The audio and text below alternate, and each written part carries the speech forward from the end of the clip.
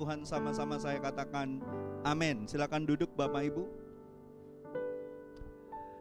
Puji Tuhan.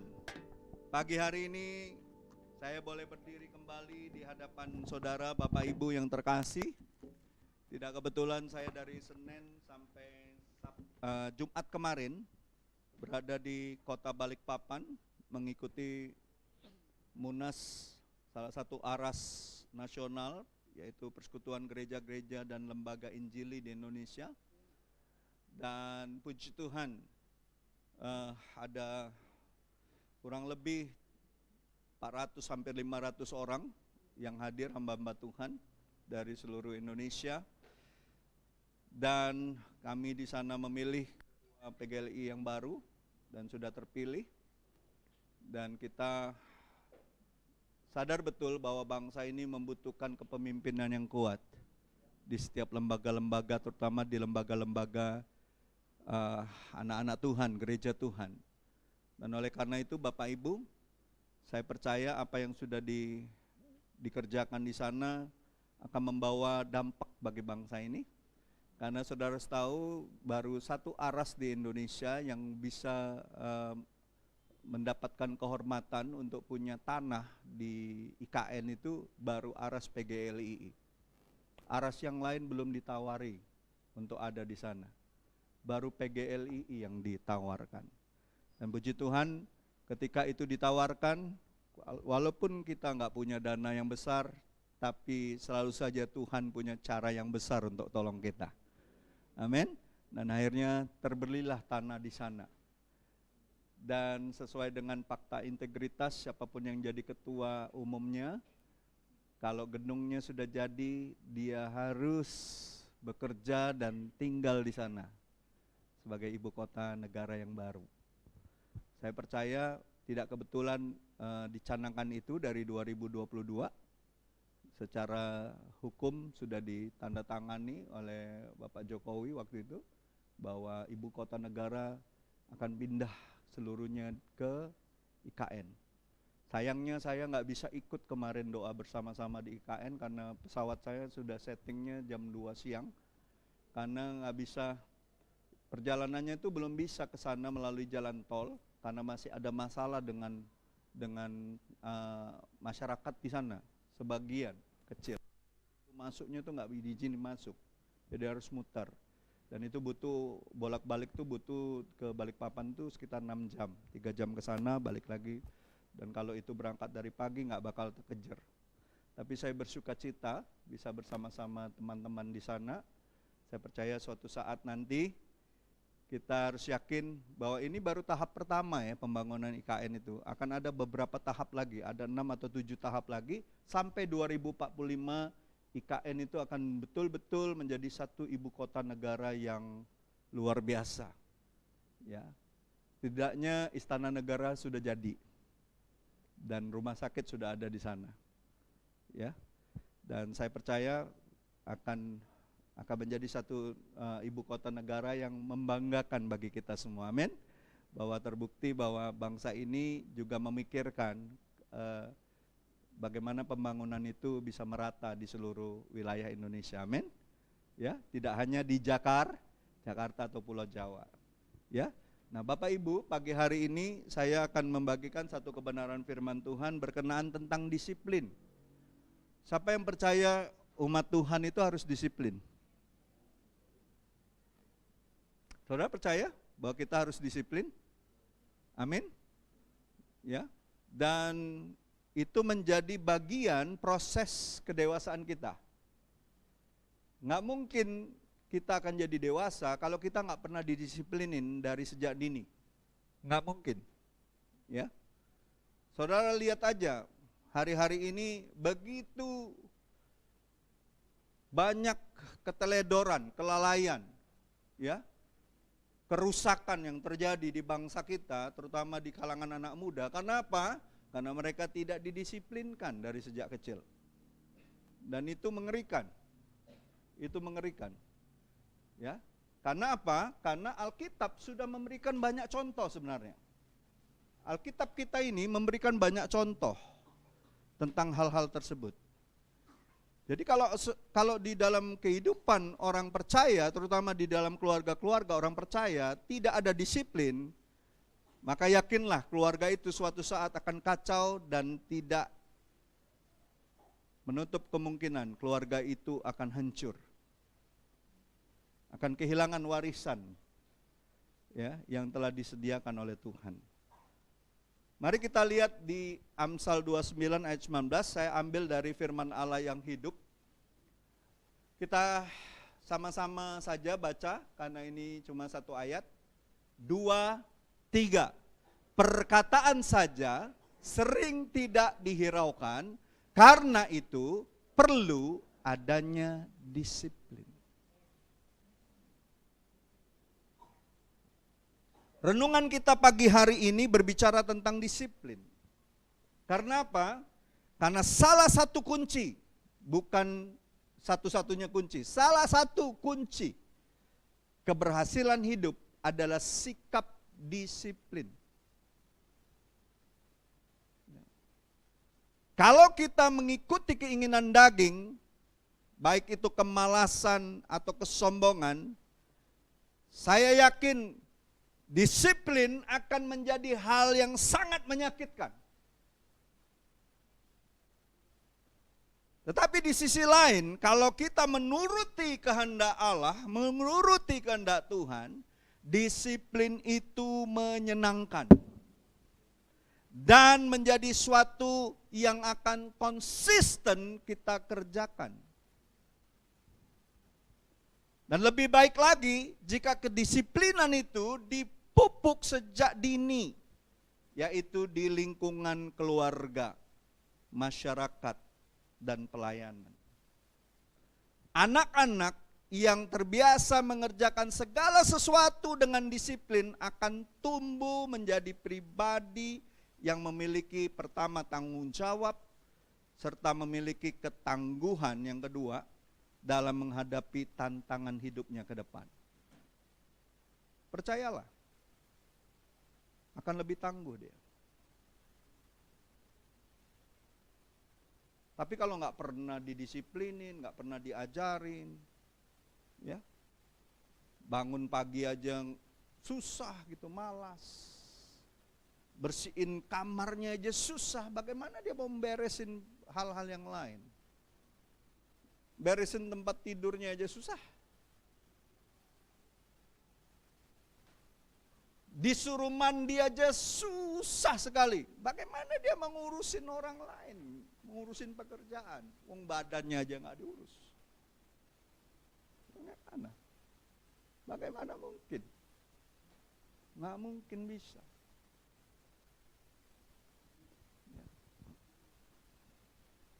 Ada banyak kisah di dalam Alkitab yang membantu kita untuk melihat menjadi seperti apakah anak-anak yang dididik dengan disiplin oleh orang tuanya atau yang sebaliknya, yang tidak dididik.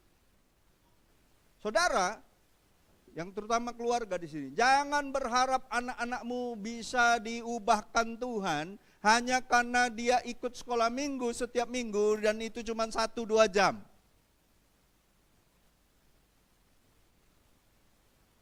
Kalau cuma 2 jam, kali 4 atau kali 5, cuma 10 jam. Berapa banyak waktu anak-anakmu bersama dengan kau di rumah? Jangan harap anak-anakmu bisa menjadi orang-orang yang disiplin hanya karena kau berikan dia sekolah di tempat yang mahal, tempat yang bagus, yang hanya beberapa jam dia ada di situ. Sedangkan dia setiap hari bersama-sama dengan kau. Nggak mungkin.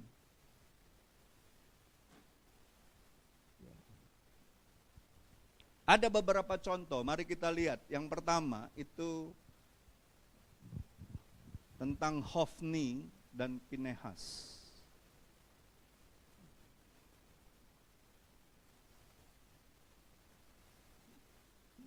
Bukan Pinehas wow ya, bukan.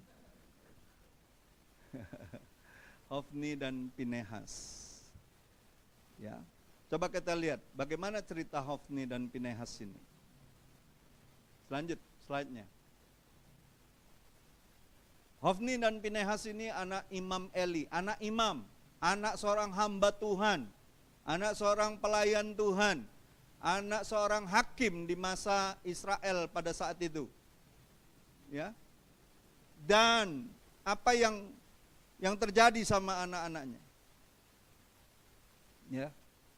Saya nggak akan baca semua, nanti saya berharap saudara yang baca 1 Samuel 2 ayat 11 sampai 26 itu. Tapi dari cerita Hofni dan Pinehas, ya, dan bapaknya Imam Eli, satu pertanyaan yang perlu dan sangat penting untuk kita tanyakan kepada diri kita, apakah anak pendeta, anak pelayan Tuhan, atau anak orang yang aktif dalam pelayanan di gereja, pasti baik hidup rohaninya dan takut akan Tuhan? Belum tentu, saudaraku. Didikan orang tua itu berpengaruh terhadap karakter anak, termasuk di dalamnya sikap disiplin yang ditanamkan sejak kecil. Sebaik apapun kerohanian kita sebagai orang tua, ya, kalau kita jarang atau tidak pernah mendisiplinkan anak, dia akan cenderung seenaknya berbuat dosa. Coba kita lihat ayat 12 tadi, balik cerita Hofni dan Pinehas. Ayat 12-nya dikatakan apa?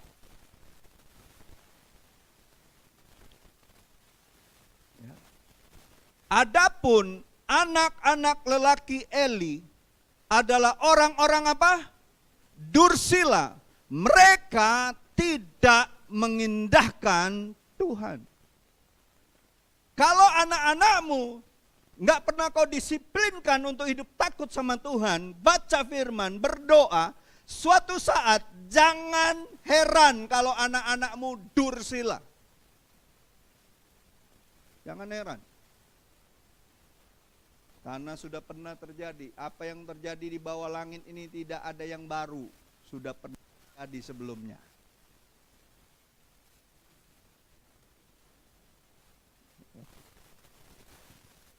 Sebagai seorang imam, sebagai seorang hakim, Eli ini dipercaya Tuhan menjadi imam di Shilo. Ya. Di mana, apa artinya? Ketika di Shilo itu, disitulah ada tabut perjanjian yang disimpan. Coba perhatikan, doa Eli untuk Hana, waktu dia doa untuk Hana, agar Tuhan berkenan memberikan keturunan lagi sebagai pengganti Samuel, yang diserahkan untuk melayani Tuhan seumur hidup. Apakah doanya didengarkan? Didengarkan. Dikasih lagi Hana itu anak-anak. Berarti dia imam yang luar biasa nggak dalam pelayanan? Luar biasa. Baca aja sendiri 1 Samuel 2 ayat 20 dan 21. Ya. Ada nggak terusannya itu ayatnya?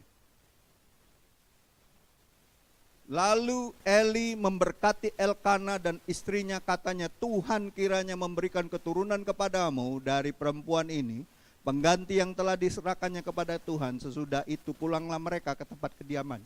Dan Tuhan mengindahkan Hana, sehingga dia mengandung dan melahirkan 3 anak laki-laki lagi, dan 2 anak perempuan lagi.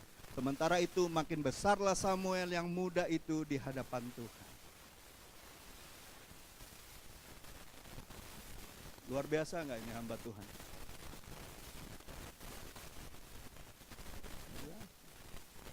Layanannya luar biasa. Untuk orang dia luar biasa. Dia layani. Tapi untuk anaknya, nanti dulu. Kita lihat apa yang dilakukan oleh Hofni dan Pinehas. Hofni dan Pinehas itu memandang rendah korban persembahan untuk Tuhan. Ayat 17-nya. Ayat 17, ayat 17.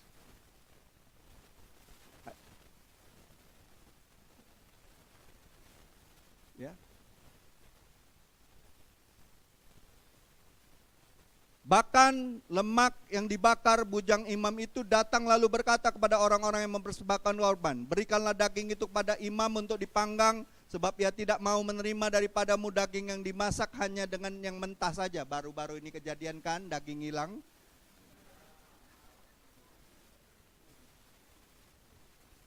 Daging rendang hilang 400 kilo apa 200 kilo itu.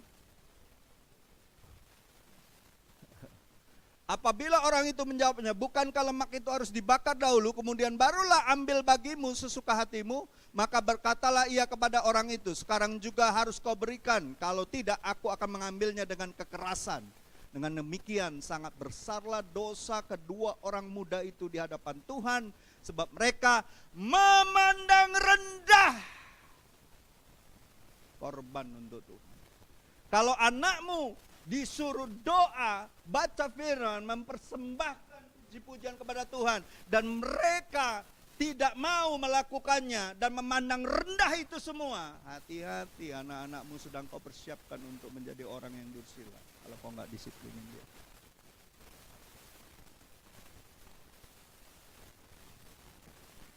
Kalau dulu kan korban betul-betul dari lemak-lemak itu. Kalau sekarang berbicara apa? Kita kan bukan lagi umat perjanjian lama, kita umat perjanjian baru. Apa persembahan korban syukur kita? Puji-pujian. Kalau anakmu aja malas memuji-puji Tuhan dan menganggap rendah pujian untuk Tuhan, lebih senang nyanyi lagu-lagu dunia ini dan tidak suka dengan pujian kepada Tuhan, hati-hati. Hati-hati. Bersiaplah engkau akan menangis nantinya di hari Tuhan. Ini bukan perkara main-main, ini perkara hidup dan mati. Saya mendengar banyak hamba-hamba Tuhan di negara-negara lain yang dulunya luar biasa, tapi generasi anak cucunya terhilang. Malah ikut-ikutan jadi LGBT, malah ikut-ikutan dengan dosa-dosa dunia ini. Kenapa? Saya meyakini satu hal yang dilalaikan adalah kedisiplinan. Gara-gara ada hak asasi manusia, anak tidak boleh didisiplinin, tidak boleh dimarah-marahin, tidak boleh dispanky pakai rotan kecil ketika dia masih kecil. Ngikutin hukum dunia, itulah ujungnya. Kita harus tegas, hukum Allah tidak pernah bisa dikompromikan. Ada amin? Hukum Tuhan tidak pernah bisa dikompromikan. Ketika Tuhan suruh A, kau harus lakukan A. Karena ketika kau lakukan yang lain, kau sudah melanggar kekudusan Allah. Ingat cerita Musa. Musa disuruh ngomong terhadap batu itu, tapi dia pukul kembali batu itu. Tuhan cuma bilang, Musa, kau melanggar kekudusanku. Musa gak dapat bagian masuk ke tanah perjanjian. Mengerikan. Gak bisa, Tuhan itu gak bisa dikompromikan, saudara. Kebenaran itu gak bisa dikompromikan. Saya nggak tahu, saudara dengar ini mau suka atau tidak suka, saya tidak mau kompromi dengan firman Tuhan. Saudara nggak suka silakan, tapi jangan salahkan hamba Tuhan tidak pernah memberitahu engkau. Kalau kau mengabaikannya, resiko kau tanggung sendiri. Amin? Ada amin Bapak Ibu? Lihat, dia memandang rendah. Lalu apa? Ayat 22, mereka ngapain? Ayat 22. Eli telah sangat tua. Apabila didengarnya segala sesuatu yang dilakukan anak-anaknya terhadap semua orang Israel, dan bahwa mereka itu tidur dengan perempuan-perempuan yang melayani di depan pintu kemah pertemuan. Lihat, anak-anaknya melakukan apa? Di pintu kemah, di tempat pelayanannya, ngapain? Berzina. Kalau orang sudah mulai mengabaikan Tuhan, mulai menganggap enteng Tuhan dan segala perintahnya, ujungnya dia akan berzinah dengan dunia ini. Dia akan pakai otoritas untuk melakukan hal-hal yang najis, yang cemar.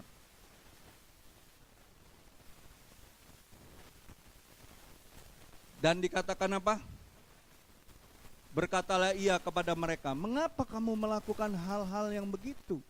Sehingga ku dengar dari segenap bangsa ini tentang perbuatan-perbuatanmu yang jahat.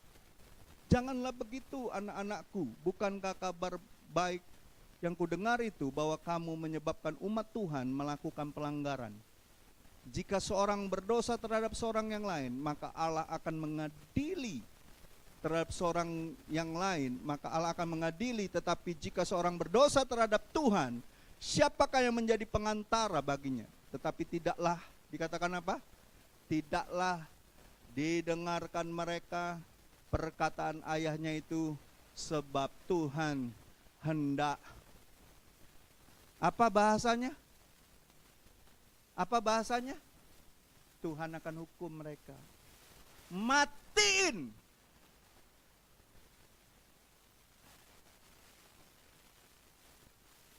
Berapa banyak anak-anak sekarang gara-gara ada gadgetnya, ketika diajak ngomong orang tuanya nggak lagi lihat wajah mama papanya. Dengar dulu papa ngomong. Dengar dulu mama ini ngapa sih? Kalau nandanya sudah tinggi gitu, itu tandanya anak itu ya tidak punya respect lagi sama orang tua. Mama ini apaan sih? Aku lagi sibuk. Aku lagi ngerjain tugas. Dengar anak-anak muda, kalau kau tidak dengar nasihat orang tuamu, jangan dikira perkataan Tuhan ini nggak berlaku selama-lamanya. Tidak satu titik iota pun akan hilang. Di Indonesia ini ada cerita tentang anak yang durhaka. Betul? Yang mengabaikan orang tuanya. Hati-hati.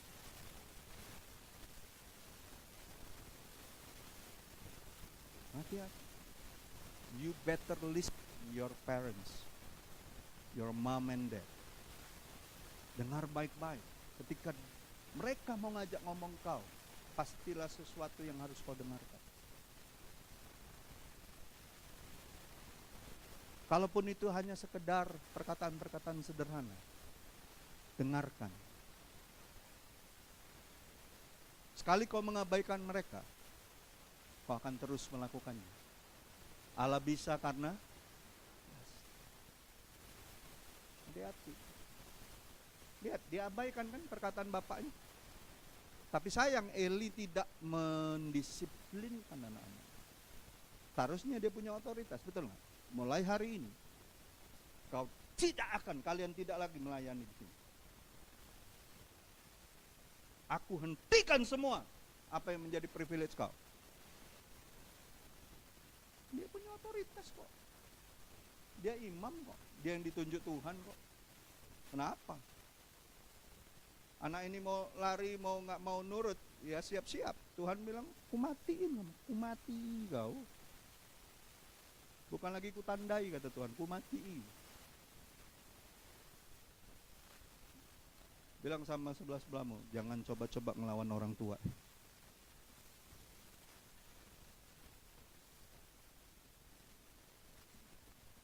Jangan coba-coba melawan otoritas dari Tuhan. Kalau kau tahu otoritasmu mengajarkan sesuatu yang benar, kalaupun itu nggak mengenakkan dagingmu, lebih baik kau nurut. Bohong kita ngomong Tuhan aku mengasihimu, tapi dengan orang tua kita nasihatnya nggak pernah kita dengar.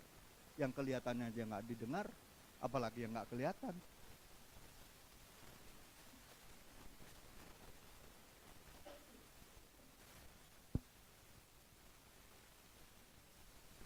Tanpa disiplin, seorang anak akan hidup semaunya, menghalalkan segala cara, dan suka melanggar aturan serta memberontak.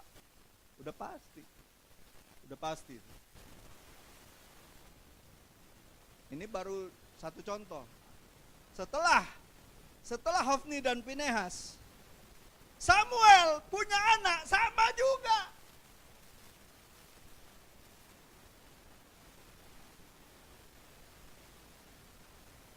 Coba Samuel, kita lihat tentang Samuel. Yoel dan Abia, ini anaknya. 1 Samuel 8.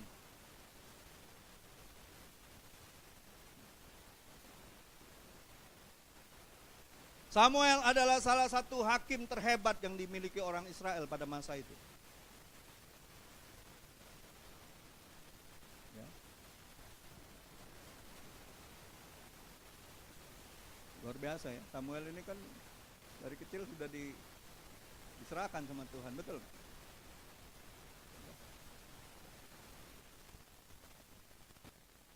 Apa yang dikatakan Tuhan tentang Samuel? Apa yang dikatakan firman Tuhan tentang Samuel? Samuel itu dikatakan gini, di 1 Samuel 3 ayat 19. Tuhan menyertai dia dan tidak ada satu pun dari firman-Nya itu dibiarkannya gugur. Berarti apa? Ini hamba Tuhan luar biasa enggak?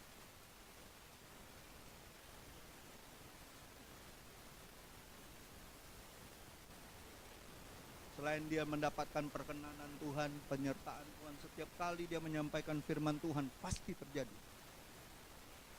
Nggak ada yang gugur. Apa yang dia nubuatin pasti terjadi. Ini luar biasa. Ya, Samuel dianggap hakim yang terhebat. Ya, tapi sayang 1000 kali sayang, karakter anak-anaknya yaitu Yoel dan Abia tidak mirip dengannya.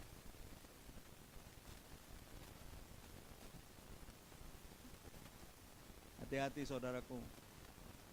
Di masa tua Samuel, ketika kedua putranya menjadi hakim, masalah serius mulai muncul.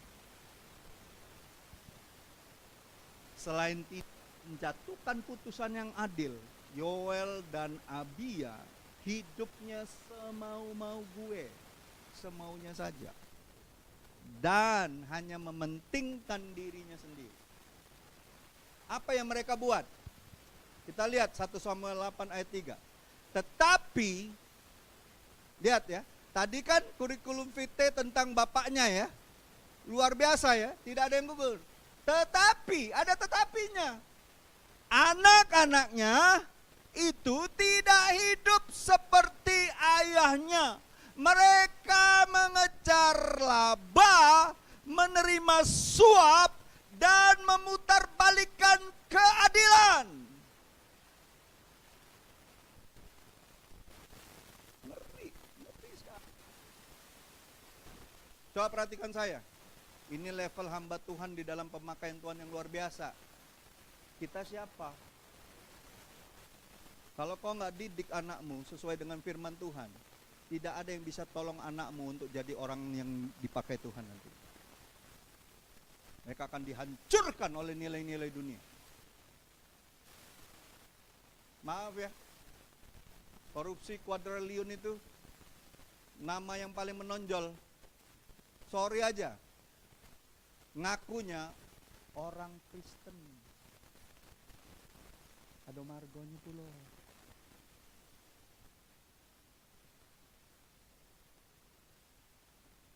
Kemarin tuh saya sampai dibilang gini sama salah satu ibu-ibu.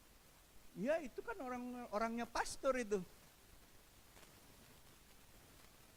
Iya bu, dia orang yang sama, punya marga kayak saya. Tapi sayang dia gak pernah ketemu saya.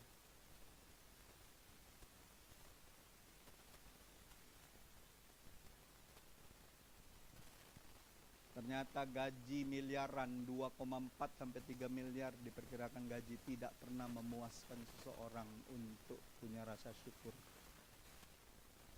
Halo? Karena apa? Saya yakin tidak pernah dididik oleh orang tuanya untuk menerima rasa cukup di dalam Kristus. Mengerikan. Mengerikan.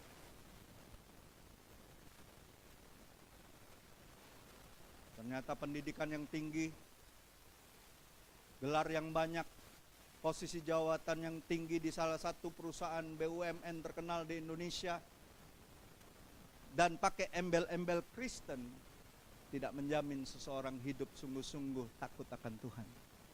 Tidak jamin. Mumpung masih ada waktu, didiklah anak kita dengan serius. Disiplinkan mereka ketika mereka berbuat sesuatu yang tidak benar. Biar mereka tahu bahwa ketika mereka berbuat salah, ada konsekuensinya. Kalaupun mereka bisa lolos dari hukum manusia, hukuman Tuhan tidak akan pernah lolos. Nggak akan pernah. Selalu ada konsekuensinya. Daud itu buat dosa, diampuni nggak sama Tuhan? Diampuni, tapi konsekuensi dari dosa itu, dia harus jalani seumur hidupnya. Dia harus jalanin itu. Kan kutuk pedang masuk ke dalam rumah tangga. Anaknya saling bunuh-bunuhan. Bilang sama sebelah-sebelahmu, jangan main-main dengan hidup ini. Apa yang kau tabur akan kau tuai. Jangan main-main. Kayak lebih baik saudara tertempelak, saudara terasa tertusuk, saudara merasa tidak terima dengan firman ini, tapi membuat engkau dijamah Tuhan dan bertobat. Amin. Daripada saudara merasa, wah keren ya khotbahnya, seneng aku pastor dengar khotbahnya, hebat pastor khotbahnya. Tidak ada yang hebat hamba Tuhan. Hamba Tuhan makin hari harus makin kecil, makin harus nggak terkenal. Nama Yesus yang harus makin terkenal. Jadi jangan ketika kau menyampaikan sesuatu, orang ngagul-ngagulkan, wih kerennya tadi luar biasa, seneng hatiku berkobar-kobar. Untuk apa? Untuk taat atau untuk buat dosa lagi? Berkobar-kobarnya. Halo.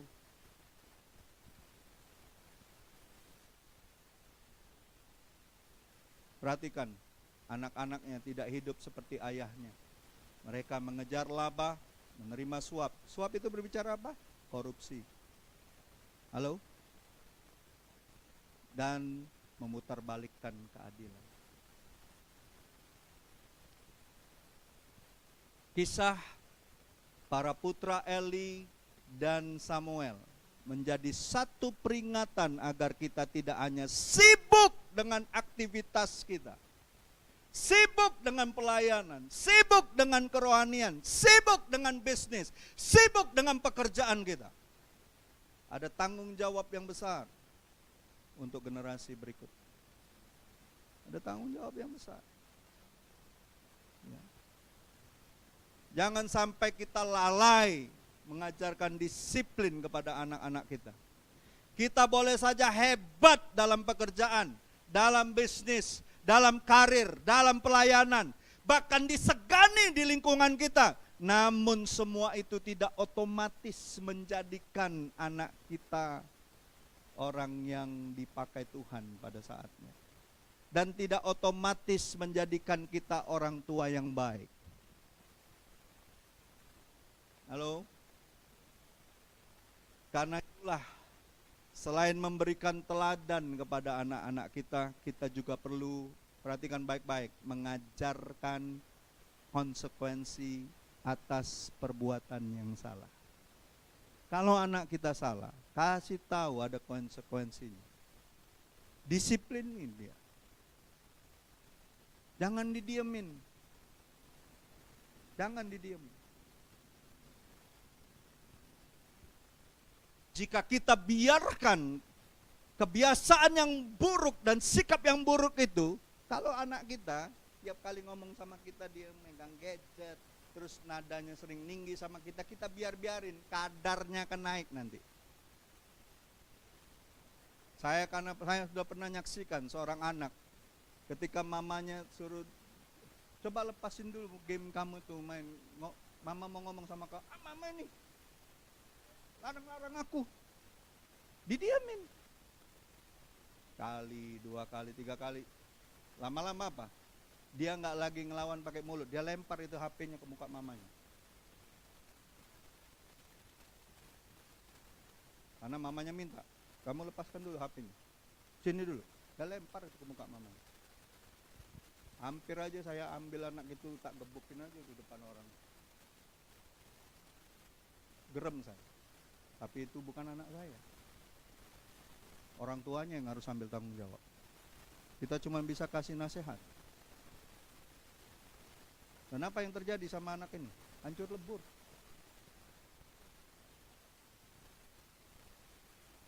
Udah sulit. Tinggal tunggu mujizat Tuhan aja.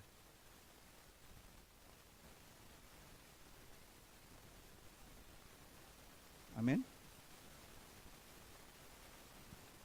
Hati-hati saudara.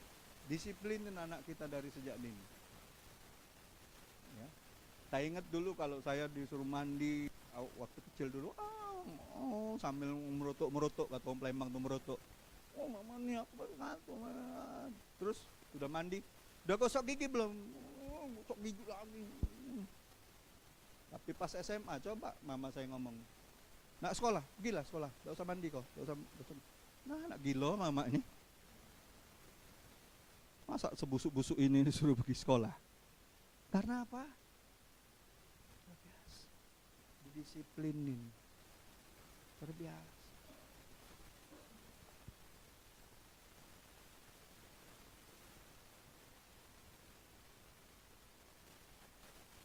Dulu waktu belajar baca,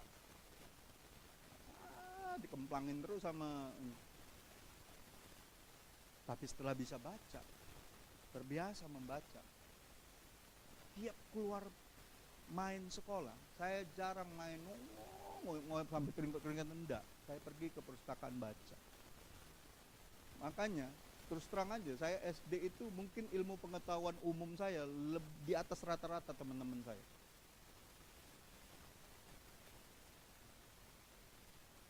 Karena apa? Saya baca buku-buku ilmu pengetahuan.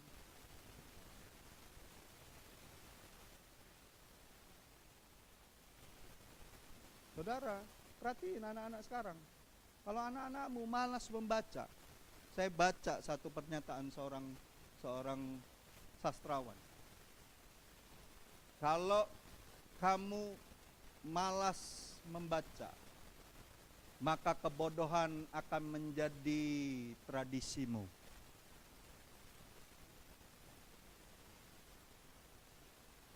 Mami mungkin tahu pernyataan siapa itu.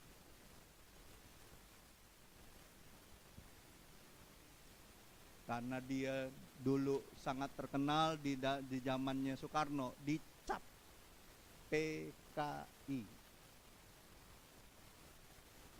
Kenapa? Karena dia salah satu orang yang selalu menyuarakan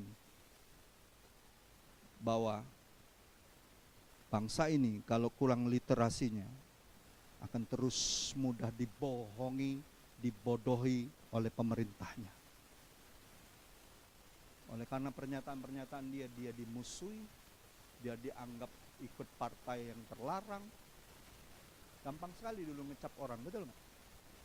Betul nggak, Mami? Dulu kalau kita nggak seneng sama tetangga dulu, orang kirim surat kaleng itu, nah PKI orang itu. Bisa ditandain orang sama pemerintah. Apalagi kalau memang ada hal-hal yang dia kasih pernyataan-pernyataan. Dulu KTP yang orang yang kalau sudah kena gitu ada tandanya di KTP-nya itu, nggak bakal bisa kerja dimanapun, terutama di perusahaan-perusahaan BUMN ataupun perusahaan-perusahaan negara, nggak mungkin bisa.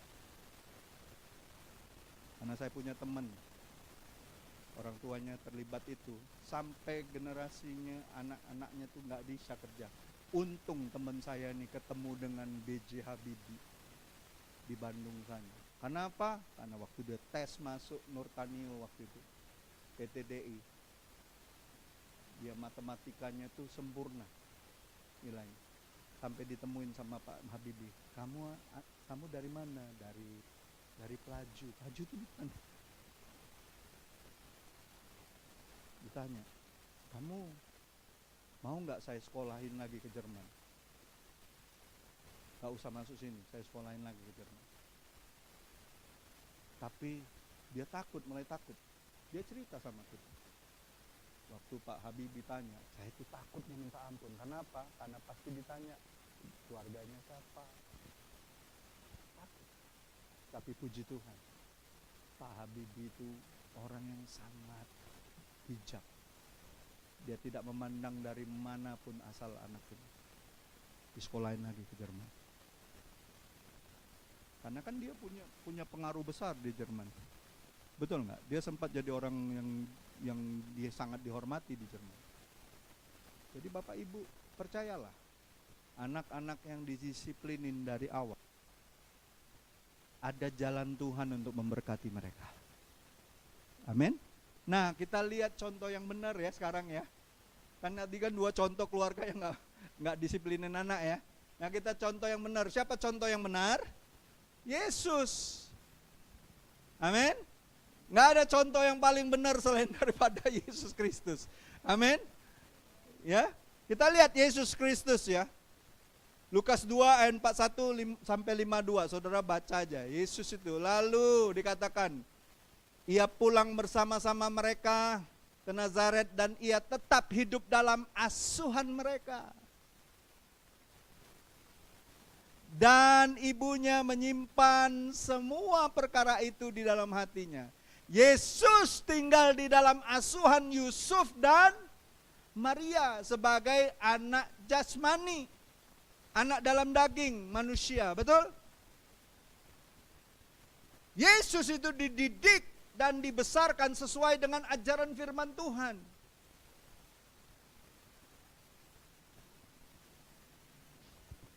Mungkin ada yang berpikir bahwa Yesus itu tumbuh sebagai pribadi yang berhikmat, dikasihi Allah, ya, dan manusia karena dia anak Allah. Benar gak itu? Benar. Yesus adalah putra Allah.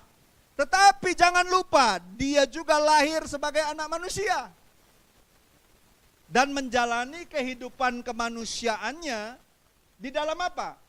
Di dalam didikan. Dia dididik dan dibesarkan oleh Yusuf dan Maria. Sebelum Yesus lahir, Yusuf dan Maria itu sudah tahu bahwa mereka itu diberi kepercayaan serta anugerah yang sangat besar. Kan sudah tahu sebenarnya. Itu anaknya siapa? Betul nggak? Bukan anak mereka, saudara. Tapi bayangkan ya, mereka harus menjadi orang tua juru selamat dunia. Kebayang nggak, saudara? Sudah tahu anak ini bakal jadi apa? Juru selamat dunia dan penebus umat manusia. Dengan kata lain, mereka bertanggung jawab atas pengasuhan dan pemeliharaan Yesus. Betul tidak? Yusuf dan Maria adalah manusia biasa. Biasa loh. Mereka bukan imam. Halo? Kalau 2 tadi contoh, imam, betul gak? Hakim, imam, orang-orang besar, betul gak? Yusuf dan Maria. Jadi kalau tahu cerita Yusuf dan Maria, bilang sama sebelahmu, ada kesempatan aku punya anak-anak yang hebat. Saudara nggak ngomong amin ini, gimana ini? Saudara percaya nggak? Ada kesempatan untuk mendidik anak-anak yang hebat. Amin? Karena memang Tuhan itu luar biasa. Tuhan itu selalu cari orang yang rendah hati, cari orang yang mau, bukan yang hebat.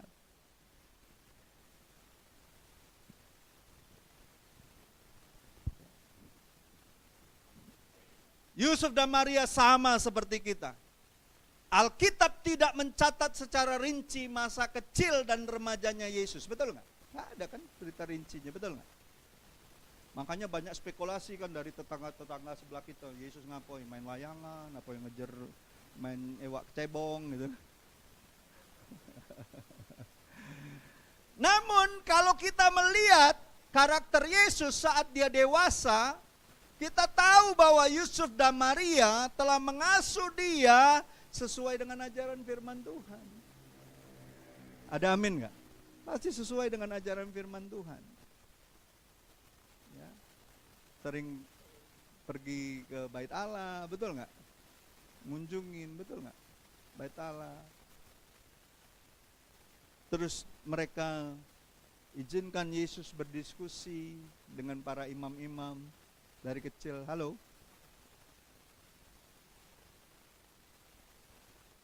Kan mereka sudah tahu sebenarnya Yesus itu siapa. Ya. Mari kita meneladani Yusuf dan Maria dalam mendisiplinkan Yesus sejak kecil. Kira-kira Yesus juga didisiplinin gak sama Yusuf dan Maria? Oh iyalah, dari kecil pasti. Ya, untuk menjadi anak yang taat kepada Allah. Sebagai manusia, kedua orang ini memang tidak sempurna. Tetapi mereka berusaha memberikan asuhan yang terbaik untuk Yesus. Amin. Disiplin selalu berjalan bersama-sama dengan keteladanan. Ya. Disiplin itu nggak bisa dipisahkan dengan keteladanan, nggak bisa. Kalau kita mau disiplinin anak kita, kita juga harus kasih contoh, teladan. Kalau kita bilang jangan marah atau jangan cepat marah, kita juga harus mempraktekkannya di depan anak-anak kita. Kalau kita bilang jangan makan sambil ngecap, ya, nggak sopan itu. Kita sendiri ngecapnya minta ampun, apalagi kalau makanannya panas-panas. Nggak bisa. Kita harus kasih contoh sebelum kita juga mendisiplinkan anak kita. Halo?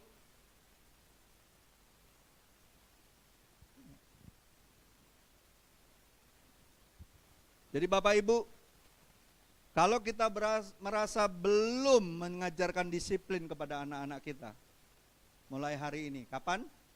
Mulai hari ini. Cobalah disiplinkan.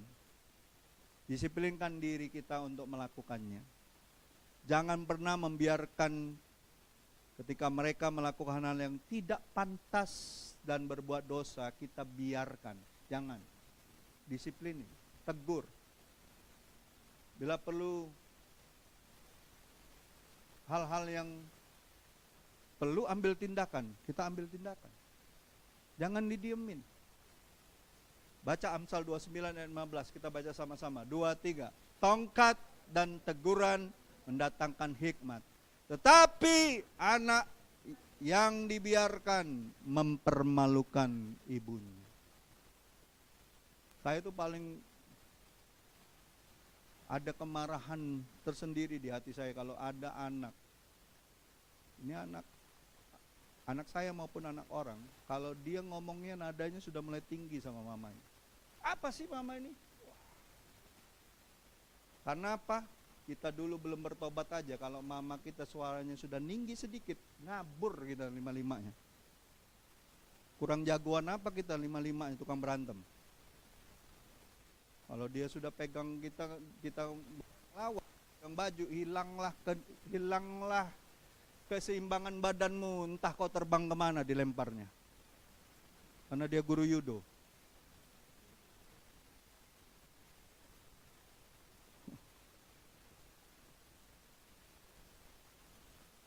Ini saya perhatiin anak-anak, apa sih mama ini?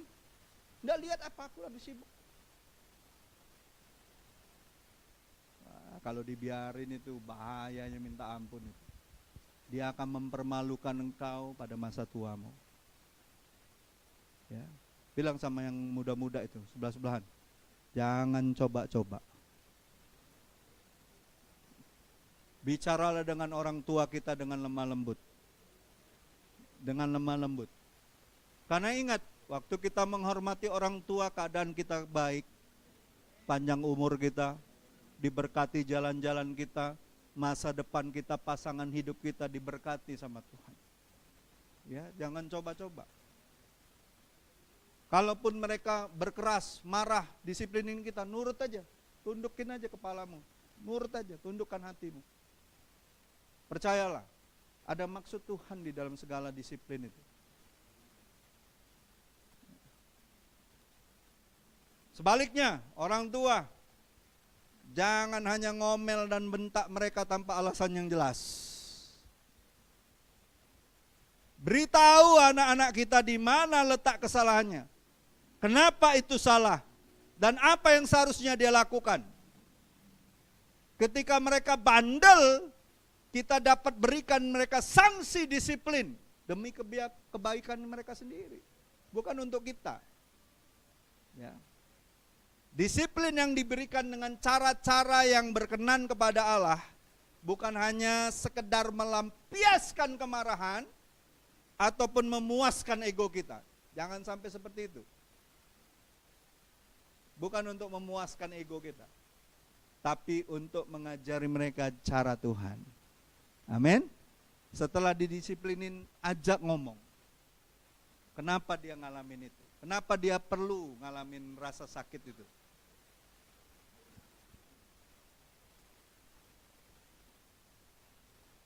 Saya heran kalau ada orang tua ya, sudah tahu rumahnya dekat jalan, anaknya keluar pagar dibiar-biarin gitu. Giliran sudah ketabrak orang baru nangis-nangis minta ampun.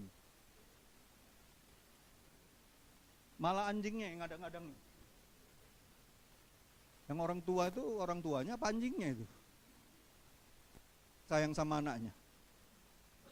Anjing aja sayang sama anak kita, masa kita nggak sayang sama nyawa anak kita?